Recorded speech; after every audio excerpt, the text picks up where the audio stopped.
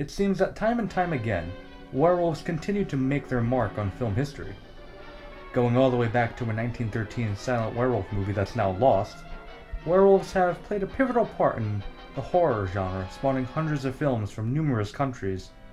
But one has left a massive mark, which set the standard. Released in 1941, The Wolfman is yet another success story in Universal's history of horrors. After striking gold with Dracula, Frankenstein, The Mummy, The Invisible Man, as well as all the sequels in between, Universal decided it was high time to make a film about werewolves.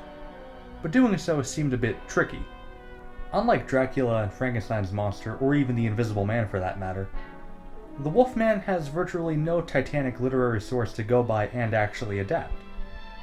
Surely there were books released on werewolves centuries prior to 1941, but no significant novel. Even The Mummy, despite lacking another significant type novel, had some concrete literary material to go by, like the Ring of Thoth novel by Sherlock Holmes author Arthur Conan Doyle. And so The Wolfman already seemed like a bit of a daunting task for Universal. Luckily, Universal pulled it off successfully and crafted another icon. Immediately, we're introduced to the film's protagonist named Larry Talbot, who is visiting his father in Wales after hearing about his brother's death. Everything seems normal until Larry notices just how superstitious the town is. It seems everywhere he looks there are objects with some relation to old werewolf legends, and people who believe in the legends themselves. Eventually, Larry finds a woman by the name of Gwen, who Larry quickly develops a fondness and liking towards, whom he finds in an antique shop. While in the antique shop, they find a cane with a top made to resemble that of a wolf. The type of wolf, Gwen clarifies, is a werewolf. Once nightfall sets in, Larry tries rescuing one of Gwen's best friends, Jenny, from a wolf attack by hitting the wolf with his newly acquired werewolf cane, but upon doing so gets bitten, and what a surprise! Larry becomes the Wolfman.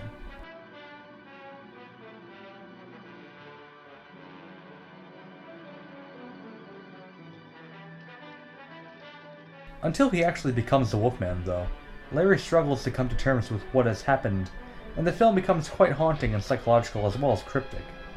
Even with Larry going around trying to find help, the only thing people say is, even a man who is pure in heart and says his prayers by night may become a wolf when the wolfbane blooms and the autumn moon is bright.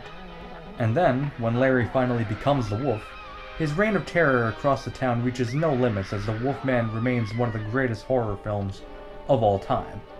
What's interesting about this film in particular is that initially it was going to be psychological, as if the werewolfism unfolded within Larry's mind, but to make a bigger box office sensation, it was decided to eventually show the Wolfman, which I think is a decision that truly saved the movie.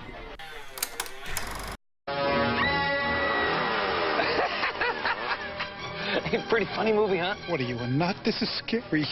Scary? This isn't scary. If you want horror, you gotta go with the classics. Dracula, Frankenstein, The Wolf Man. Ooh.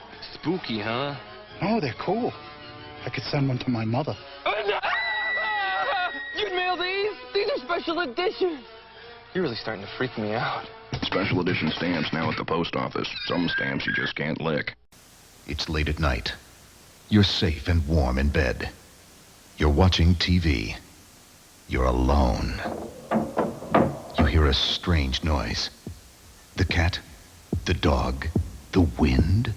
How do you know it's not a werewolf?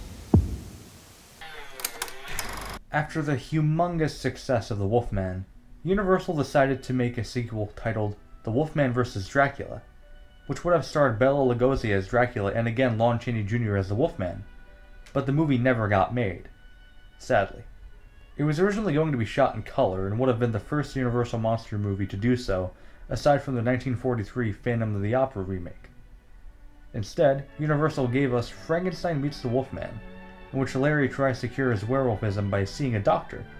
That doctor, however, is preoccupied with the Frankenstein monster, and eventually the two would face off in a battle for the ages. Not only did this film launch the Universal monsters into a shared universe, this was the first crossover movie ever. Yep, even before the Godzilla series, even before Freddy vs. Jason, and Alien vs. Predator, and even before the Marvel Cinematic Universe and the DC Extended Universe. The following sequels to The Wolfman The House of Frankenstein, House of Dracula, and Abbott and Costello Meet Frankenstein were already spoken of in the Frankenstein Review, but the Wolfman plays a pivotal role in all three. In Abbott and Costello Meet Frankenstein, he faces off with Dracula in a pretty spectacular battle, until he grabs Dracula in the form of a bat and jumps into the ocean with him. After 1948, however, Dracula, Frankenstein's monster, and the Wolfman would fade into film history as Universal created a new monster a few years later as a means to adapt the Universal monsters into more contemporary times.